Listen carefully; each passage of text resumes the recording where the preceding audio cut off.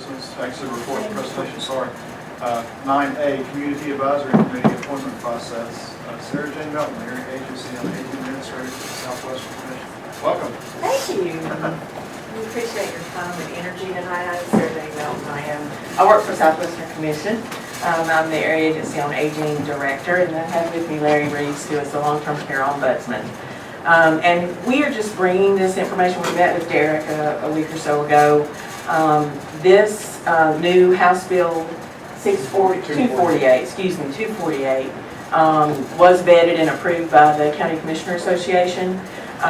The reason for the House bill came basically as a directive from the Administration on Community Living that North Carolina was not appointing their volunteers for this specific committee correctly. We were not following the process that was approved by the Administration for Community Living on the federal level, which, if you will, is the federal division of adult services.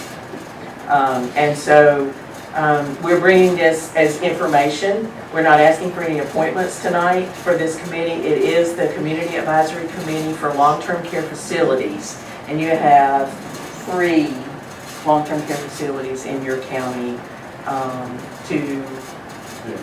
Yeah, 5. Larry will tell you how many you have. So it's an information so that when it comes to the point that you need to appoint someone for that committee, you'll understand the new process. Okay? Good evening. To speak to House Bill 248, it was passed in July by the General Assembly and it became a matter of law. And it did change the process of the appointment of community advisory committees. Prior to July, community advisory committees were appointed by the Board of Commissioners, and then they would notify the long-term care ombudsman, in this case the regional ombudsman, that's what I do. Then you would notify the ombudsman that somebody had been appointed, and then it became the responsibility of the long-term care ombudsman to get that person trained and up and going. Well, the process has changed now with the passing of 248. What happens now is if there are vacancies on your Community Advisory Committee for long-term care, and you have a joint committee here in Macon County, which means you cover adult care homes and nursing homes, one committee services both levels of care.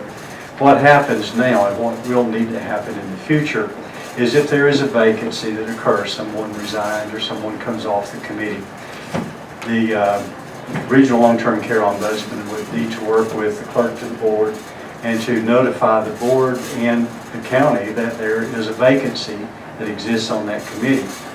What will happen in the future is instead of appointing that person right away, you will simply nominate the person that is going to come on the Community Advisory Committee to the Regional Long-Term Care Ombudsman. It would become my responsibility at that point in time to do the vetting, to make sure that the person wanted to serve, that they did not have any conflicts of interest, that they understood what the appointment to the committee would be about, and then also it would be my responsibility to train them and orient them to the job.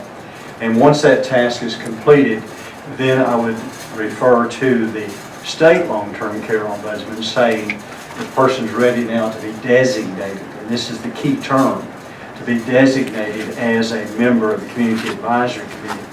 If the state long-term care ombudsman approves that designation, they notify me, then I notify you that the person is ready for appointment. And then you would appoint them initially to a 1-year term, and then if they serve that and things are well, then following that would be 3-year terms as the current system works. There is another difference that comes with House Bill 248, and that is up until this point in time, we have never had a way to remove someone from a committee that wasn't serving effectively or that had a conflict of interest.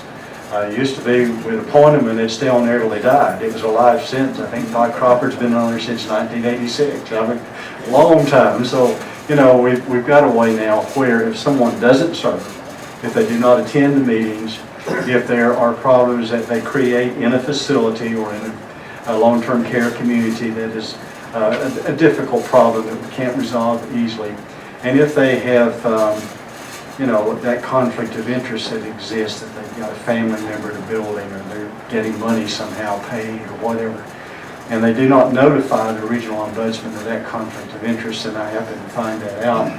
Then I notify the state long-term care ombudsman. They de-designate that person, and when a person is de-designated, then I notify you that this person has been de-designated. At that point in time, you have to rescind their appointment. And so that's all in the law of 248. It's pretty clear, but we wanted to make sure that we explain that to each of our Board of Commissioners and to our county managers. So we've been attempting to do that. Now, I realize that you all have a lot of committees and a lot of agencies and boards that you appoint folks for, but this is a very important one as your long-term care community advisory committee. They go into the buildings, they know what's happening in our long-term care community in all 5 facilities here in Macon County. They know what's going on because we're in there visiting. And then they also know what's going on in the bigger world of long-term care because we get continuous education about that. So they're very knowledgeable about the whole long-term care world, if you will. So that's basically why we're here tonight, tell you all about that. Told you more than you wanted to know. No, that's Yeah, good. that's great. Clears up. And if there's any way that, that I can help, if there's any questions that come up, please do not hesitate to let us know. Thank you. Thank you. The only thing we can see, like we discussed this at the association, is that the rural counties, when it goes to Raleigh, Ooh, yeah. to get people to service, it's hard enough to get people to service committee now. Mhm. And when it goes to Raleigh, who knows? I mean, Huh? they gotta be vetted here, gotta be vetted in Raleigh, then come back, and you can't get people to serve the way it is. And then if you read it, the culture thing, it specifies how long that process is. And, we don't know exactly where it comes from. We gotta get out. It is what it is, It is what it is. and we'll make it work. Yeah.